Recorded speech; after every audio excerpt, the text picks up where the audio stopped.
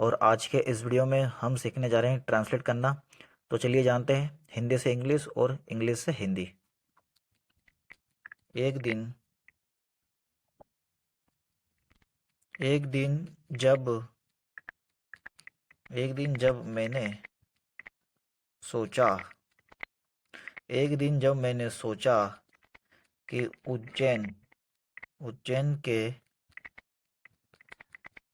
सभी लोग उज्जैन के सभी लोग प्रयागराज, ठीक है, प्रयाग, यहाँ पे क्या आएगा, बड़ी की मात्रा। एक दिन जब मैंने सोचा कि उज्जैन के सभी लोग प्रयागराज जा रहे हैं, क्या लिखा हुआ है, प्रयागराज जा रहे हैं, और मेरा परिवार, ठीक है, और मेरा परिवार नहीं जा पा जा पा रहा है। राइट, इतना हमने लिख लिया है। उसके बाद आगे हम क्या लिख सकते हैं, इसलिए इसलिए मैंने इसलिए मैंने एक योजना बनाई, ठीक है, प्रयागराज प्रयागराज जाने की, प्रयागराज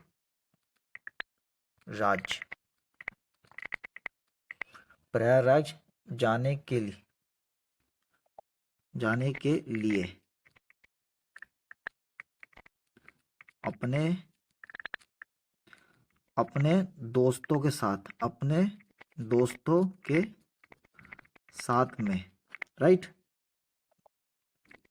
इसके बाद मैंने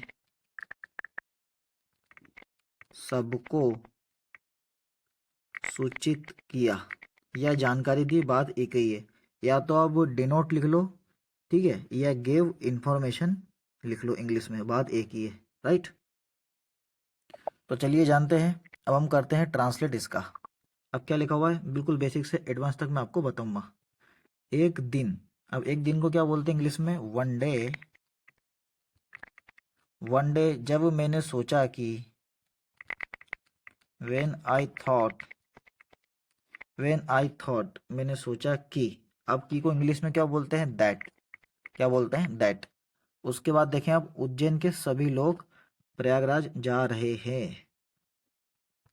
ऑल ऑल ऑफ या ऑल द पीपल, ठीक है, सभी लोग ऑफ उज्जैन, ठीक है, तो उज्जैन के सभी लोग किसके, उज्जैन के, are going to Prayagraj Prayagraj अरे एक मिनट, वो इंग्लिश लिखना था, प्रयागराज जा रहे हैं। तो all the people of Ujjain are going to Prayagraj. Right, अब देखें यहाँ क्या लिखा हुआ है, और मेरा परिवार नहीं जा पा रहा है। तो और को हम क्या बोलते हैं, एंड। मेरा परिवार नहीं जा पा रहा है, ये लिखा हुआ है कॉन्टिन्यूस में, लेकिन हम इसको इस प्रकार नहीं लिखेंगे। इसको हम इस प्रकार लिखेंगे, my family is not able to go, नहीं जा पा रहा है। राइट, मेरा परिवार जाने योग्य नहीं है या नहीं जा पा रहा है, इसको हम इस प्रकार लिखते हैं। ये आपको बेहद ध्यान रखना। राइट, आगे देखें क्या लिखा हुआ है, और मेरा परिवार नहीं जा पा रहा, उसके बाद इसलिए। अब इसलिए को आप सो लिख लो या आप दैट्स वाई लगा लो, बात एक ही है। मैं लगा रहा हूँ दैट्स वाई,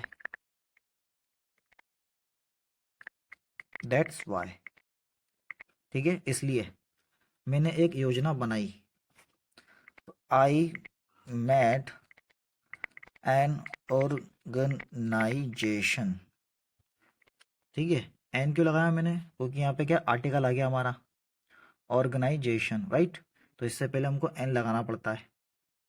अगर यहाँ कॉन्सोनेंट होता तो हम अ लगाते, मतलब ये अ लिखते, सिंपल तरीका।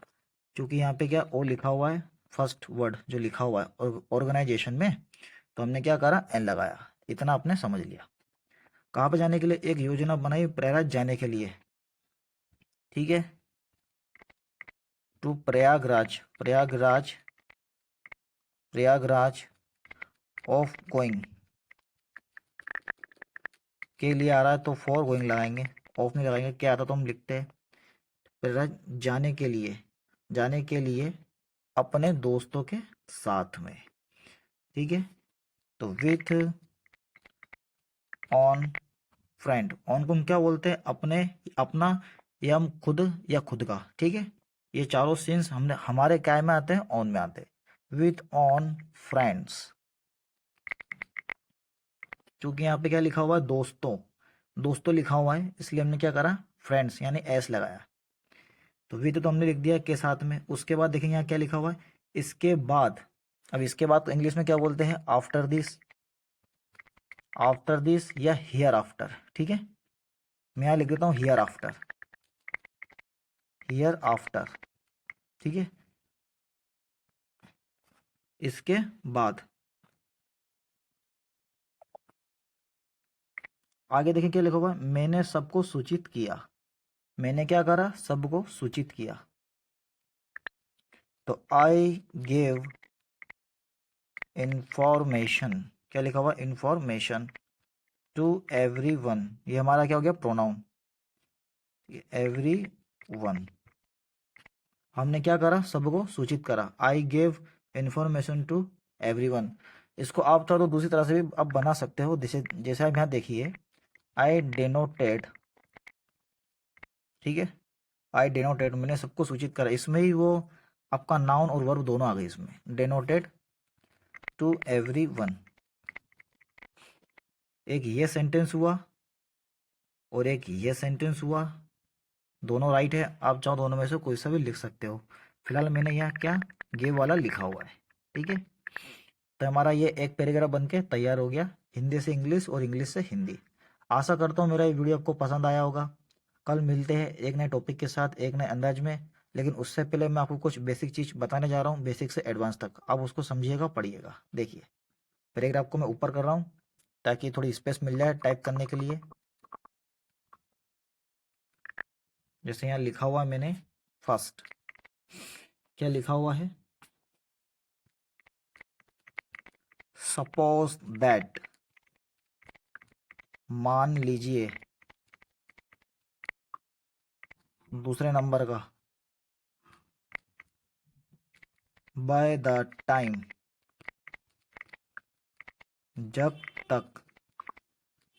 उसके बाद देखें आप थर्ड वाला, तो टाइपिंग में मिस्टेक हो रही है, बट कोई बात नहीं, फिर भी मैं आपके लिए टाइप करूँगा।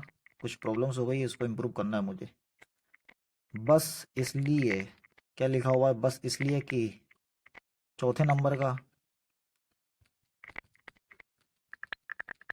Rather, rather than, rather than, बजाय इसके, बजाय इसके की। उसके बाद देखें आप, एज सुन, ये तो आप सबको पता होगा, जैसे ही या जितना जल्दी हो सके।